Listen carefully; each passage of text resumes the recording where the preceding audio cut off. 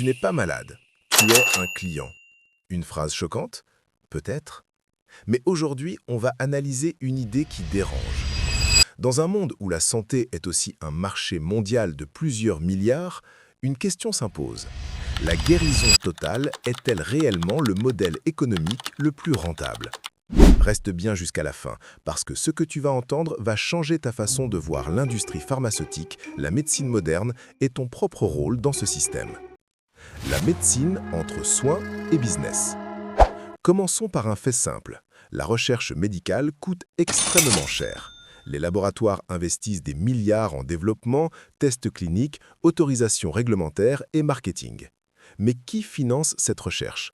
Majoritairement les entreprises pharmaceutiques elles-mêmes. Et ces entreprises ne sont pas des associations caritatives.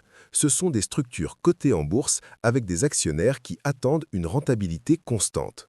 Dans ce contexte, la santé devient aussi un produit. Un médicament n'est pas seulement une solution thérapeutique, c'est aussi une ligne de revenus. Plus un traitement est utilisé longtemps, plus il génère de chiffres d'affaires. C'est là que naît une tension entre le soin optimal pour le patient et la logique économique de long terme. Cette réalité ne signifie pas automatiquement corruption ou complot, mais elle pose une question fondamentale. Le modèle financier influence-t-il les priorités médicales? La logique du client à vie. Imagine une entreprise classique. Elle préfère vendre un produit une seule fois ou un abonnement mensuel récurrent. La réponse est évidente. L'abonnement assure des revenus prévisibles. Appliqué à la santé, le parallèle devient troublant. Un traitement qui guérit définitivement met fin à la consommation. Un traitement chronique, lui, crée une dépendance à long terme. Hypertension, diabète, cholestérol, troubles anxieux, des millions de patients prennent des médicaments quotidiennement pendant des années. Attention, cela ne signifie pas que ces maladies n'ont pas besoin de traitement. Elles sont bien réelles et souvent complexes. Mais économiquement, un patient chronique représente une stabilité financière pour l'industrie. La question devient donc, le système favorise-t-il davantage la gestion à long terme que la guérison radicale? Le rapport qui a fait débat. En 2018, un rapport destiné aux investisseurs a soulevé une interrogation provocante. Guérir totalement les patients est-il un modèle économique viable? Cette phrase a choqué beaucoup de monde. Pourquoi? Parce qu'elle révèle la manière dont les marchés financiers analysent la santé, en termes de rentabilité et de durabilité du revenu. Si un traitement élimine définitivement une maladie répandue, il réduit mécaniquement le marché futur. D'un point de vue purement financier, cela peut être perçu comme limitant. Mais il est important de comprendre le contexte. Les investisseurs cherchent une croissance stable et prévisible. Ce débat montre surtout la complexité du système. Innovation médicale, pression des actionnaires, concurrence mondiale, coûts gigantesques. La santé moderne est à la fois science médicale extraordinaire et un secteur économique stratégique. Entre réalité et exagération, certaines théories affirment que des remèdes définitifs seraient volontairement cachés.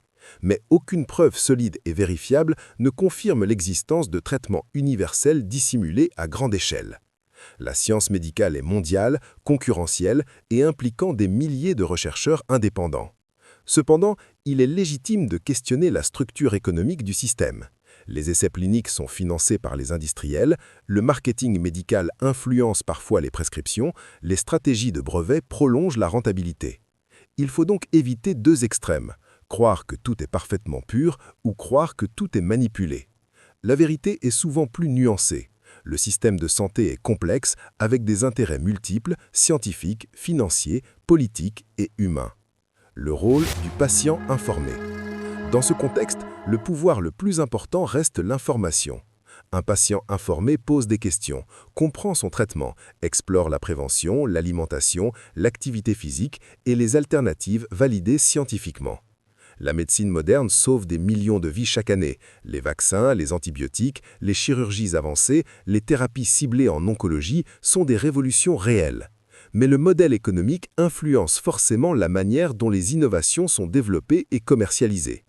La vraie question n'est peut-être pas « cache-t-on des remèdes ?», mais plutôt « comment rendre le système plus transparent et plus aligné avec l'intérêt du patient ?» La santé ne devrait jamais être uniquement un marché, elle devrait rester avant tout une mission humaine. Alors, es-tu un patient ou un client? La réponse n'est pas binaire. Le système de santé moderne mélange science, économie et politique. Il sauve des vies, mais fonctionne aussi selon des logiques financières. La clé est la vigilance, l'esprit critique et l'éducation. Pose des questions, informe-toi et surtout, ne confonds pas débat économique et rejet de la médecine.